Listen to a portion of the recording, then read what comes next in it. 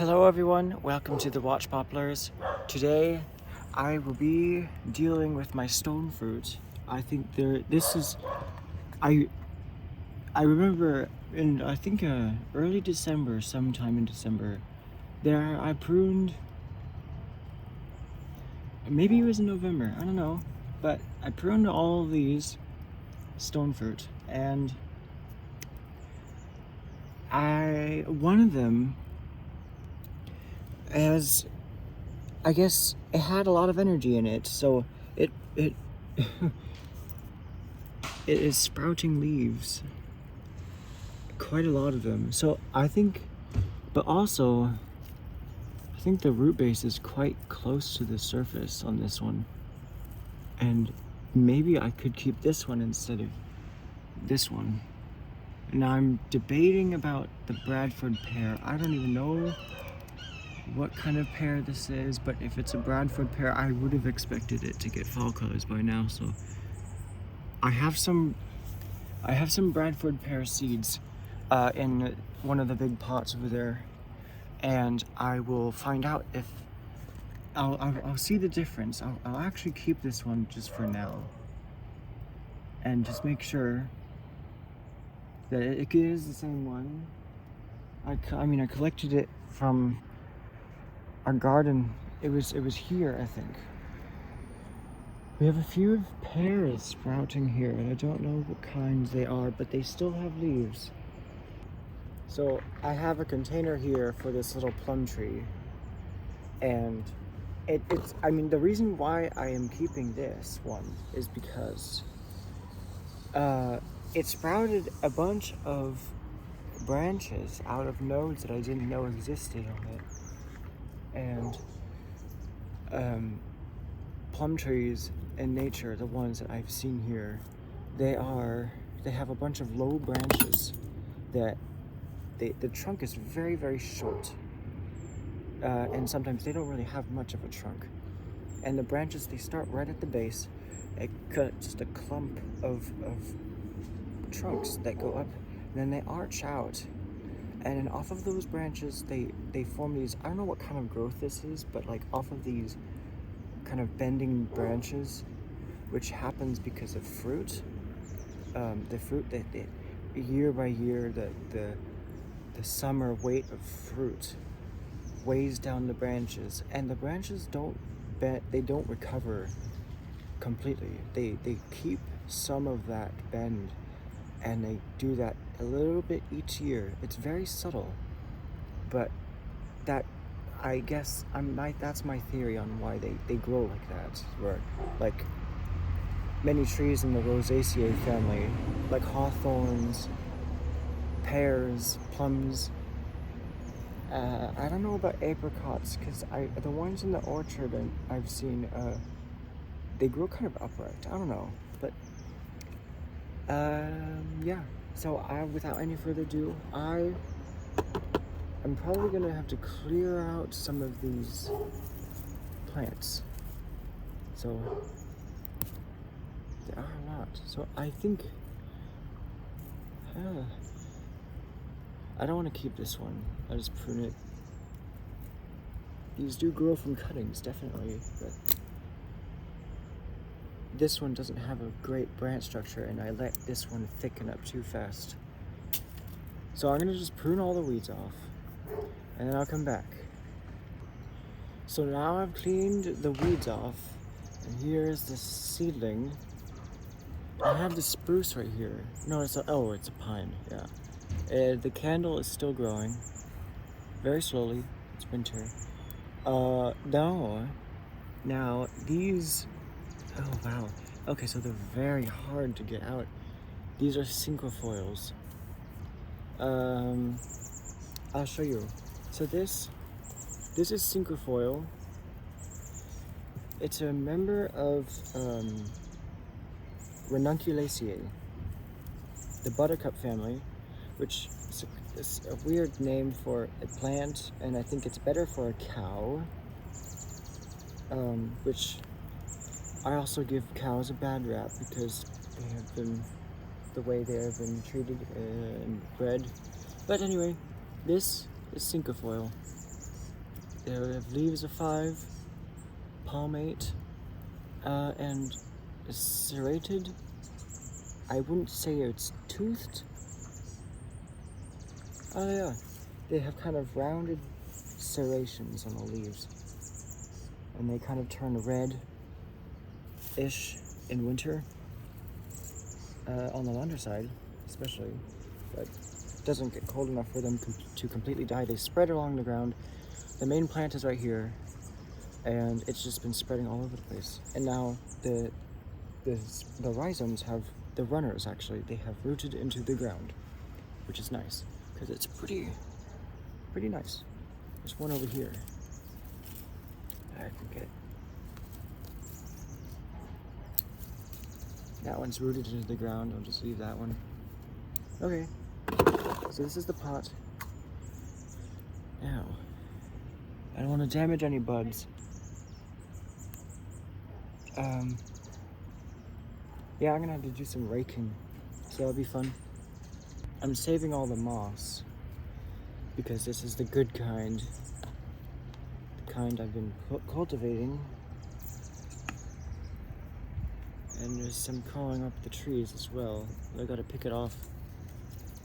And so I've got almost all the moss. Now the top of the soil is gonna sprout moss if I keep a close eye on it and maintain it to keep it moist. Because there's little bits of moss germinating or whatever, all over the place, all over the soil, and that's great.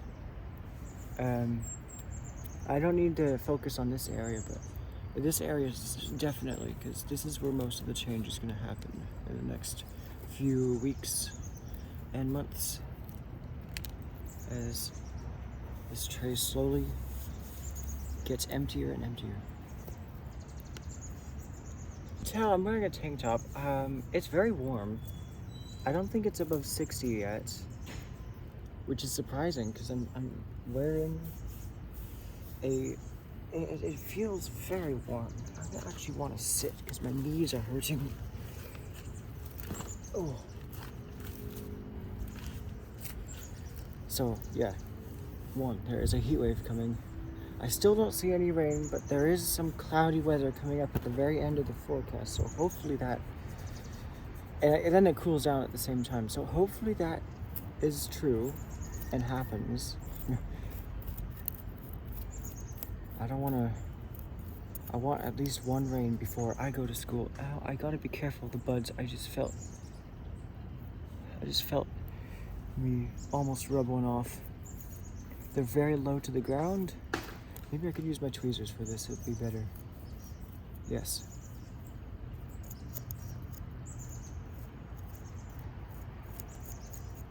The rake is a bit too high. So this little plum cutting that I collected in early 2023 had the best root base after just 2 years of development, and it could stand on its own, and it was the cutting that looked the most like a tree by the end of the first year, because I was pruning it a lot, maybe a bit too much, but a good thing it didn't get too weak from pruning it too often. You gotta let your trees grow, especially in the early stages of development. It's best to just let them grow wild, because this development is the stage of bonsai when you're doing the most work, like root pruning, big root pruning. So you gotta let your tree grow all the way. And root pruning, if you're collecting Yamadori, maybe you would be letting them go a little bit longer, but this was a cutting, and cuttings can evolve very, very fast. So now I think I can go around with the rake. Now there's the pear tree right here. It's still green. And I'll keep it. The buds seem to be swelling. Last year, at this time, it had just a few burgundy-ish, purpley green leaves remaining. And this year, I don't know what's up with it, but oh. Okay. I guess this is a dud. I planted the largest valley oak acorn I've ever seen. And the tip, I knew the tip was not really perfect looking, but it's still, it has weight. It's not squishy or anything, but it's not sprouting, and that's fine, because I have a whole lot of backups in a pot, and I have two that I'm training. So in case the ones in the pots get too weak for some reason, then I can use some of the backups. And maybe I should plant the backups in a tray. I have this tray. I have another one. Yeah. So, yeah. Then I'll come back after I'm ready to get this tree out. I had to pull out a tree first, so that maybe that would get easier. There's a peach in here. This is the purple leaf peach. And try to keep the soil, especially this pine right here. Can't see it. Oh yeah, there. You barely see it. So yeah. Now, what is this? It's another peach. This one has big roots. Maybe I think it'd come out easier now. So now, I might want to save the soil, because it looks pretty good.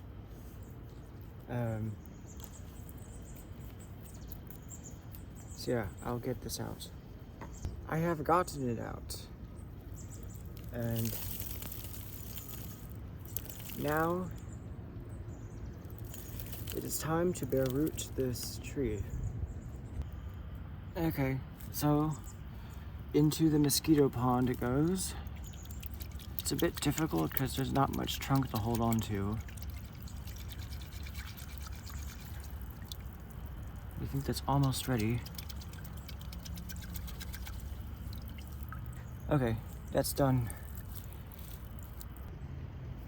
So now, I think it has got, the roots have definitely thickened a lot. So I'm gonna just prune. You see, like because they were left to grow like really far out and wide, they have thickened out and they've kind of gotten uneven. I don't remember how even they were when I started, but it looks like there was a shoot here, and I pruned it. I think this was that the one with the shoot coming off at the base. So let's see, on this root here, this is a big root, so I'm going to prune it off quite short. They actually kind of go upward, and there are better roots on the underside, so I'm going to prune this tip off. I'm pruning at an angle so that the roots continue to flow down into the soil. So yeah, that's looking pretty good. Now, oh, these crossing roots, these. I'm gonna prune it kind of short like that. They're crossing, kind of going like 60 degrees away from how I want them to grow. That is not attractive. And let me just adjust these roots. There. And maybe get these pieces of soil out. these? These pieces of wood? Yeah, soil. And what is this? Yeah, that's soil. Okay. So now, there I have this root here. It's going in a nice direction. It's hard to see actually. I don't know what to do about that. Bring some shade. It's just I don't have much to give, much shade to offer, which is fine. So I'll just show you really close. So here, the root, I'm gonna prune it. Yeah. Here. If you prune them, just kind of like square off, especially ones that are bigger than like 3 millimeters in diameter, you know, they're gonna grow a pom-pom roots and they're gonna grow perpendicular to that cut point. So you will want it, they're just gonna go up and down and to the side, and they're not gonna continue growing, just branching out in the same direction. You want your roots to divide, especially, you don't want roots to obviously divide into 3s or 4s. You don't want pom-pom roots. You want them to divide like your branches. And here, I might have to do some branch selection eventually, but this year, I'm gonna just let all these shoots grow unrestricted, to kind of gain this strength. I have done, all the root prunings I've done to this have been quite severe. And I guess I was a bit too ambitious, and not that it caused any problems, but I cut all the way to the bottom of the cutting. So it's a good thing I didn't weaken them too much. And you know, plum trees, these plums, Prunus cerasifera, they're pretty good at growing roots because they grow from cuttings quite well, without any hormones or fertilizer. That's how I started them. One big pot. Yeah, actually, I started. This is the pot that they originally grew in, and along with my alder and my pines, my gray pines. So yeah. Now it is my soil bin. So I'm just flattening the root base off at the bottom. Maybe when I plant this, I can add something under it so that the roots continue growing radially. Okay, then what is this root doing? I don't think it's attractive. This root, it's just a bit too high. You can see that it's a bit off from like the rest of the plane. It kind of just, it juts out too much and it doesn't flow round. It doesn't flow like that, like the roots under it. And it's this root here. So I'm gonna prune that root off. And from that cut point, I should get a lot more roots in that area, because there's fresh cambium exposed. That's looking a lot better. Yeah, very good. And this tree will stand on its own if I try, which I will in a second, but I've gotta make sure I got all the other roots taken care of. Okay, so I cut this root here, and it grew 4 roots from the end of it. Now I'm gonna keep the ones that are going most forward. There's a larger crooked one that's going right here. So there, and I'll kind of cut that flush. There's one going above it. I'll leave that. There's this root cranked to the side right here. You don't want any roots cranked to the side. There's one here.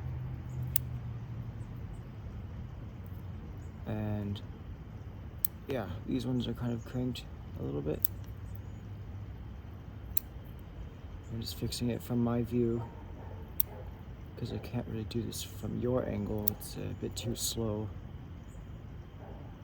Okay, how's that looking? I have a root on top of a root, and I'm not sure. I'll come back after I'm done root pruning. I finished root pruning. It didn't take much more than that. So now I can show you. If I could. So there, it is pruned. Okay. I'll just show you it standing up. So there is the tree. Maybe I can grab my tweezers and grab it. Nope, that's too risky. Oh, there's a branch here, yeah? Okay. So, oh, nope. So here.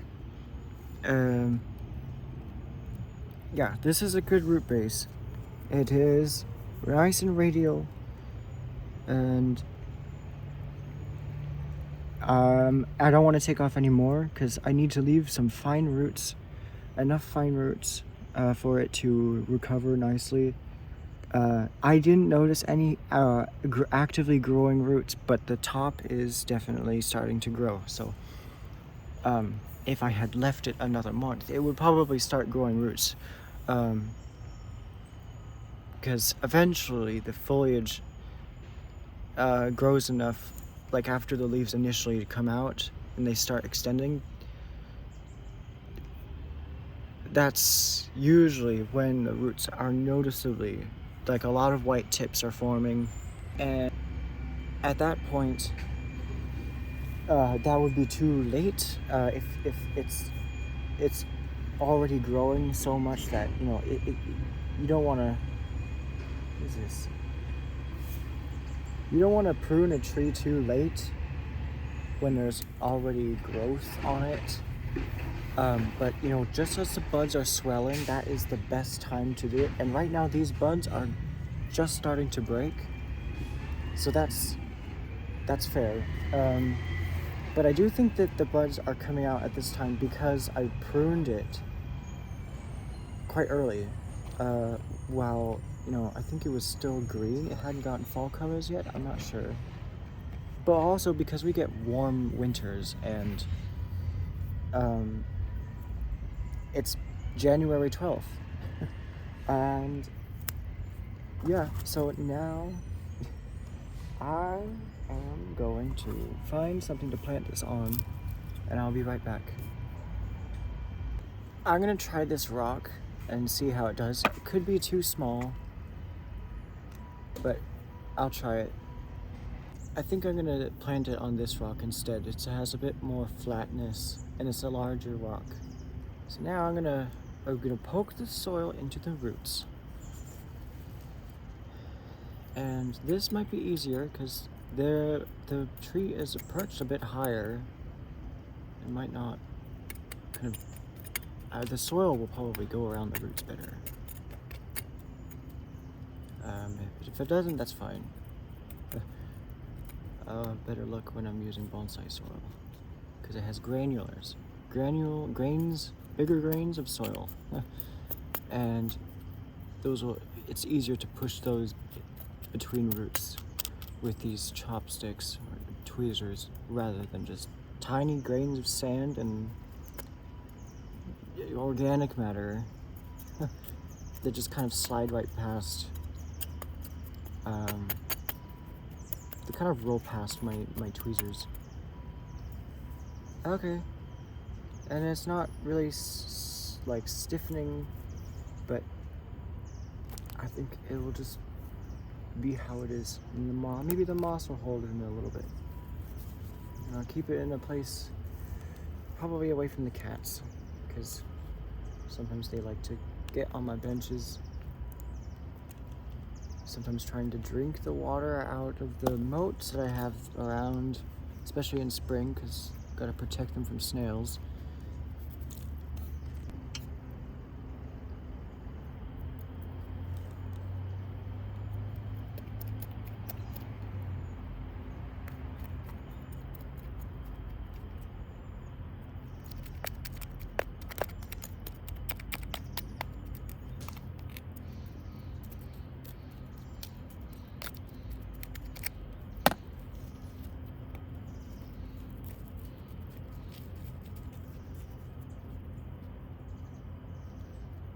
I'm gonna a little bit more soil, and then I can add the moss.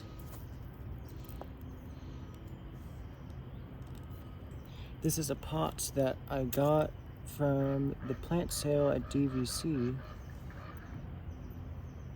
and I have a few of them at the last day of the horticulture class I took, and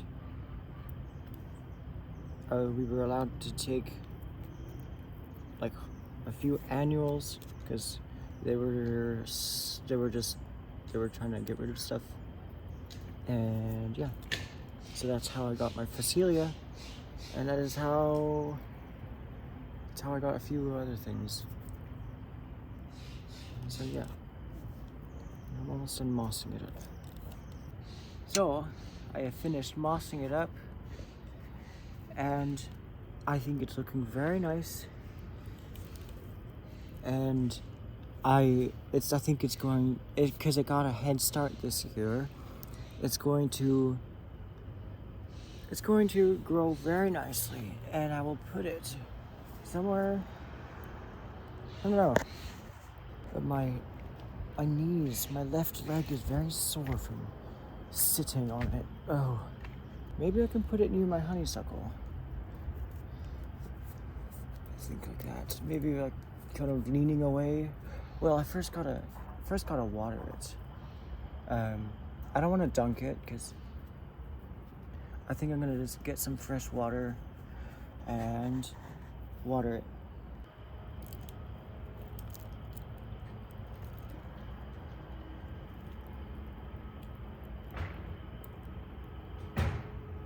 That's draining quite well. Also, the tall pot helps drain it faster.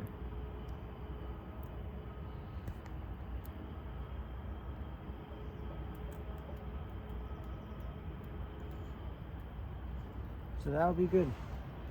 And now I have updates. So in the pot, I have a bunch of seeds that I planted here. There are these red, I think these are madrone berries. No, these are the madrone ones. This is a madrone fruit. These are manzanita, these kind of mahogany colored ones. Now there's an ant nest in here. And if I water it, it's gonna get very, very crazy with ants. I have a toyon here that I'm planning on digging up sometime. It's about 3 years, might be on its 4th year soon. I have a cherry laurel growing in here. I think you can see it. There's this little white thing here. And there's a nut right here. It's starting to sprout a root. So I didn't really position it very well, but yeah. Other than that, there's a lot of other seeds. Lots of pine seeds in here. They don't sprout yet. But you know what I'm getting a lot of is what I think they're sycamore seeds. Let me just make sure. I'm not fully certain about that, but what is this? This looks like, they possibly look like sycamore seeds. They could be this the yellow salsify. There are Tragopogon dubius. The pines, but they have not sprouted yet.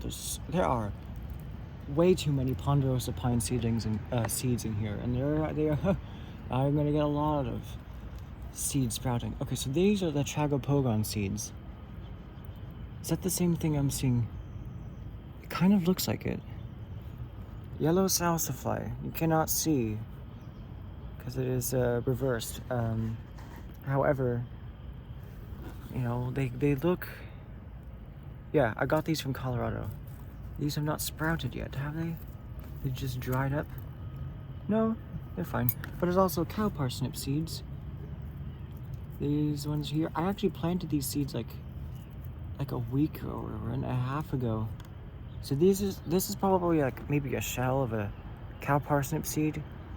If it's not like a cow parsnip seed, it's very, very thin, but I ended up finding more catalpa seeds in the pill containers that I was using it for seed containers. So I put those in here as well. I'm probably not going to keep them because I already have a catalpa on its way. There are many, many sycamore seeds that are absolutely everywhere. And they're native sycamore seeds. They have little fluff. Now, there's one of the cherry laurel fruit. Just a little plum. Yeah, and what is this? I don't know. I'll show you how these progress, but so far it's looking very nice. I did find some crepe myrtle seeds. I'm probably not going to keep those. I heard they are available in Oregon, so maybe they can tolerate growing in Oregon. There's other seeds here too. I don't know. I'll show you how they develop. The alder, there's lots of alder seeds here too. I don't know if they're sprouting already or what, but they possibly are. And yeah, but we'll just see. And I'm very excited to see how this looks later this year. The next one I want to repot coming up in a few days probably is going to be my twinberry honeysuckle. This is one of the extras I had. I decided to keep it, and since I had a few one die, I will use this as a replacement. Here among the watch poplars,